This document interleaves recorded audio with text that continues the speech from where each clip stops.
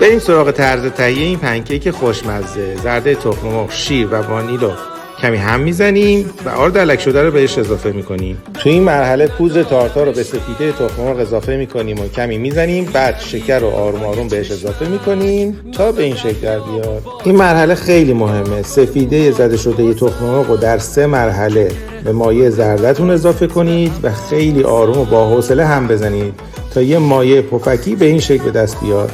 مایتابه رو بر روی شعله کم از قبل گرم کرده باشید. کف ظرف کمی روغن میمالیم و پنکیکا رو در چند مرحله به این شکل میریزیم توی ظرف. در ظرف میذاریم واسه 5 دقیقه بپزه. پنکیکا رو برمیگردیم و چند قطره آب اطرافش میریزیم و در ظرف میذاریم واسه 5 دقیقه دیگه بپزه.